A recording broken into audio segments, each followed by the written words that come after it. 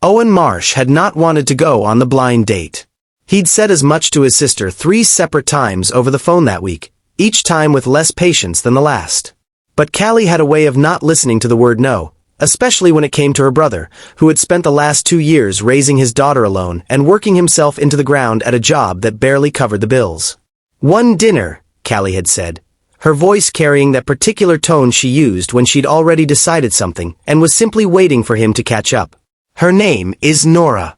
She's kind, she's smart, and she's not going to judge you for ordering the cheapest thing on the menu. Just go." "I don't have time for dinner, Cal. I have Lily's dance recital rehearsal to pick her up from. I've got a double shift Thursday, and I still haven't fixed the leak under the kitchen sink." "You have time for 1 dinner. Mom's got Lily for the night already. I already asked her. There's no excuse left, Owen." He'd sighed into the phone, the sound of a man who had run out of arguments before he'd run out of reasons. That was how it always went with Callie. She loved him fiercely and stubbornly, in the particular way of an older sister who had watched her brother fold himself smaller and smaller over the last 2 years, disappearing into work and fatherhood until there was barely anything left of the man she remembered from before the divorce.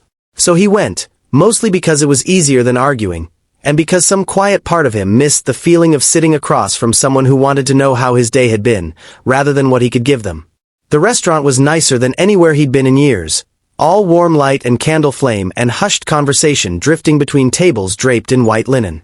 Owen felt out of place the moment he stepped through the door, tugging self-consciously at the sleeves of the one decent sweater he owned, the navy one Lily had picked out for his birthday last year because she said it made him look like a dad in a movie. He wished, briefly, that he'd worn something else, anything that didn't remind him quite so plainly of how far a single warehouse paycheck stretched and how far it didn't. The hostess led him to a table near the window, and he sat there for a few minutes, alone, running his thumb along the edge of the linen napkin, wondering if he should have suggested somewhere simpler. Somewhere he wouldn't spend the whole night doing quiet math about the bill. Nora arrived a few minutes later, apologizing for the traffic, settling into the seat across from him with an easy, genuine smile that made the tightness in his chest loosen, just slightly. She had warm brown eyes and an unhurried way of speaking, like she wasn't in any rush to be anywhere else. The conversation came easier than he expected. She asked about his daughter, and actually listened to the answer instead of glancing at her phone or waiting for her turn to talk. She laughed, real and unguarded, at his terrible joke about parallel parking outside the restaurant. She told him about her work as a physical therapist, about a stubborn patient who refused to do his exercises, about the small satisfactions of watching someone regain what they thought they'd lost.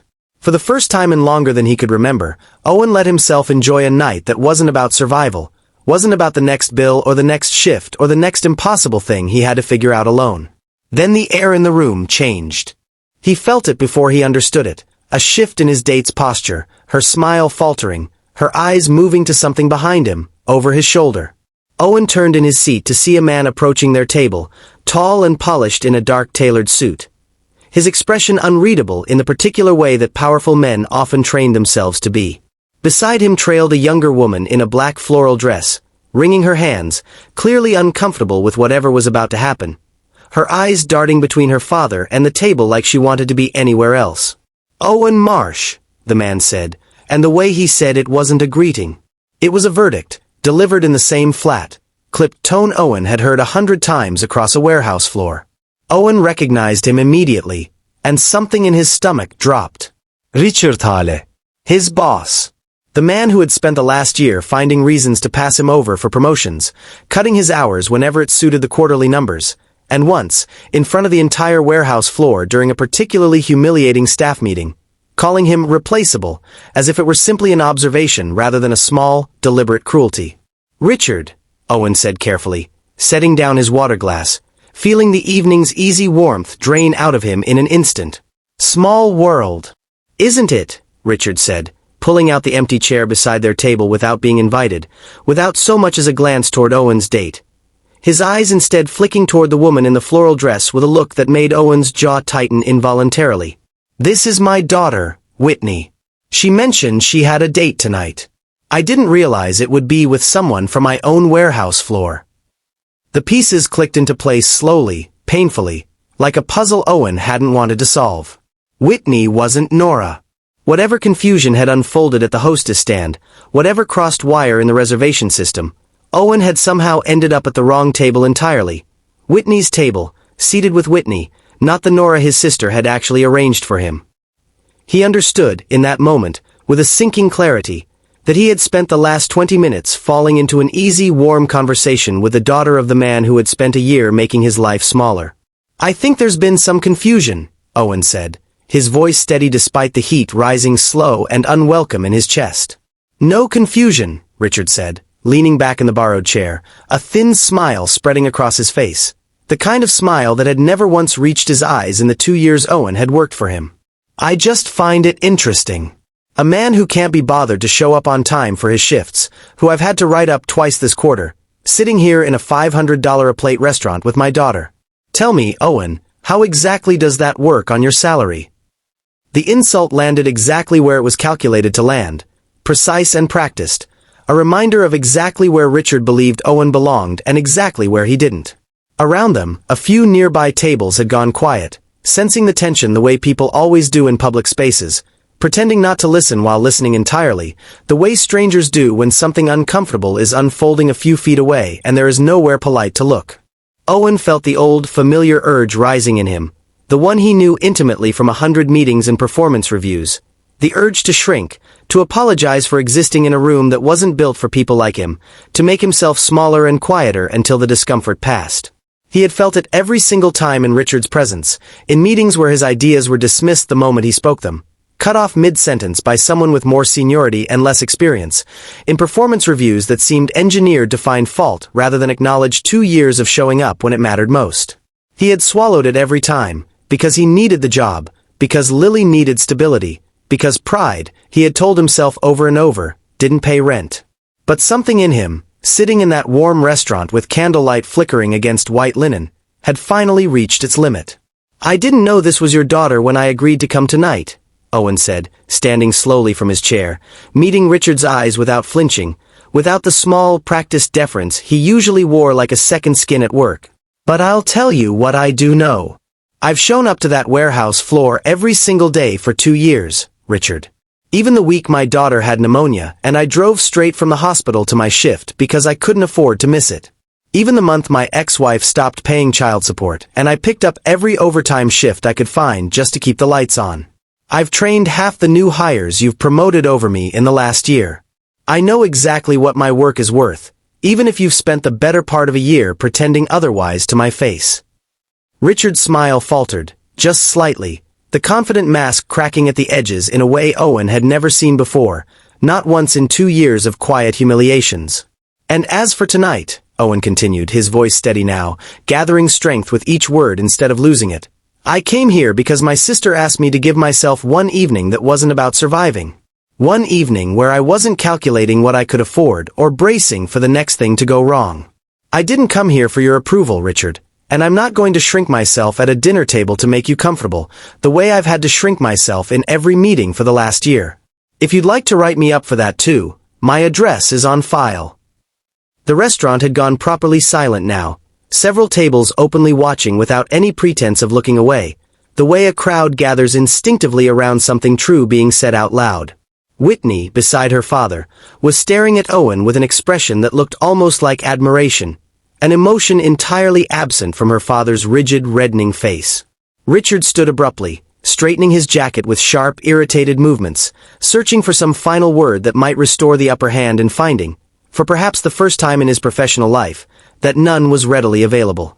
"We'll discuss this Monday," he said stiffly, the words landing with far less weight than he clearly intended them to carry, and turned to leave, his daughter trailing behind him with a small, apologetic glance back toward Owen before the two of them disappeared past the maitre d' and out into the night. The table was quiet for a long moment after they left, the ambient restaurant noise slowly filtering back in, conversations resuming in careful, lowered voices. Owen sat back down slowly, embarrassed suddenly by the eyes still lingering on him from nearby tables, his hands not quite steady as he reached for his water glass. "I'm sorry," he said, glancing at the woman across from him, bracing himself for the awkward unraveling of the evening, the quiet excuse she would surely make to leave. "I don't even know how to explain what just happened." But when he looked up, The woman across from him wasn't wearing the expression he expected. It wasn't discomfort or embarrassment or the polite distance of someone eager to end a ruined date early. "Don't apologize," she said quietly, her voice warm and steady. That took more courage than most people manage in their whole lives. It turned out there had been a mix-up after all, a scheduling overlap between two blind dates arranged the same night at the same restaurant, and somewhere in the chaos of the hostess stand, Owen had ended up at the wrong table, Whitney's table, not the woman his sister had actually arranged for him to meet. The real Nora had been seated at a different table entirely, waiting for a date who never arrived, confused by an empty chair and an unanswered phone. By the time the confusion sorted itself out and the actual Nora appeared, apologetic and a little bewildered, Owen found himself strangely reluctant to leave the conversation he had already started, the one that had unfolded, against every possible odd, into something honest. Her name was Claire. She had been the one seated beside him purely by accident of timing, a friend of Whitney's who had come along for moral support on what was supposed to be an entirely different evening, and who had ended up witnessing something neither of them expected. Monday came, as Mondays do, carrying with it the write-up Richard had promised over candlelight 2 nights before. But it never made it past human resources. Word of the restaurant confrontation had already reached the district manager through one of the other diners that evening, a longtime client of the company who happened to recognize Richard across the room and had been quietly troubled by what he witnessed unfold. A formal complaint followed within the week, and an investigation into Richard's management practices began not long after, one that Owen was not the only employee willing to speak honestly about once given the chance to do so without fear. The weeks that followed were strange ones. Owen went to work each day uncertain what he would find, watching the slow, bureaucratic machinery of an internal investigation grind forward in the background of ordinary shifts. Co-workers who had never spoken more than a few words to him began quietly seeking him out, sharing their own stories of dismissive comments and buried promotions, small confirmations that what Owen had experienced was not an isolated cruelty but a pattern years in the making. 3 months later, Owen stood in a different manager's office, a converted corner space with better light than Richard's had ever had, listening to an apology that was 2 years overdue and an offer of the promotion that should have been his all along. He accepted it, not because it erased what had happened, not because it undid a single humiliating meeting or dismissed idea, but because he had earned it honestly, through 2 years of showing up when it counted most, and because for the first time in a long while, someone in a position of authority was finally telling him the truth about his own worth out loud, in a room where it mattered. Richard Hale did not stay with the company much longer after that. The details of his departure were never made entirely public, filtered instead through the quiet, efficient rumor mill of a warehouse floor that had watched him operate for years and drawn its own conclusions long before HR ever caught up. But Owen thought of him rarely in the months that followed, and when he did, it wasn't with anger, not anymore. It was with a kind of quiet clarity, the understanding that dignity, once claimed fully and without apology, was not something anyone could take back from him again, no matter how many meetings they controlled or how many chairs they pulled out uninvited. As for the woman with the steady eyes and the easy laugh who had sat across from him through the whole strange, humiliating, ultimately transformative evening, Claire called 2 weeks later, and this time, there was no confusion about which table she was sitting at, no crossed reservation, no accident of timing.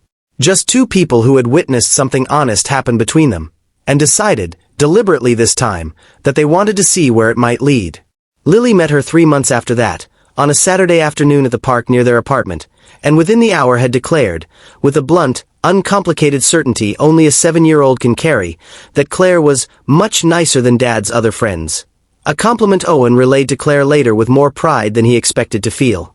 Owen still thought sometimes about that version of himself who had sat frozen at the dinner table 2 years of silence deep, ready to apologize for taking up space in a room that wasn't built for him.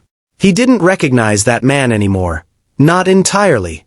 Somewhere between the candlelight and Richard's cold, calculated insult and the quiet steadiness of Claire's voice telling him not to apologize, something in him had shifted permanently, some old, worn-down habit of shrinking finally giving way to something sturdier. He still worked hard. He still counted every dollar with the same careful attention he always had, still drove straight from work to Lily's recitals with barely enough time to change his shirt. Some things about his life hadn't changed at all, and he suspected some things never would. But he no longer believed, the way he once quietly had, that his worth was something other people got to decide for him, something handed down from men in tailored suits who mistook a warehouse uniform for the whole of a person. He had learned, in the space of one uncomfortable dinner, that the people who tried hardest to make you feel small were very often the ones most afraid of what you might become once you stopped believing them.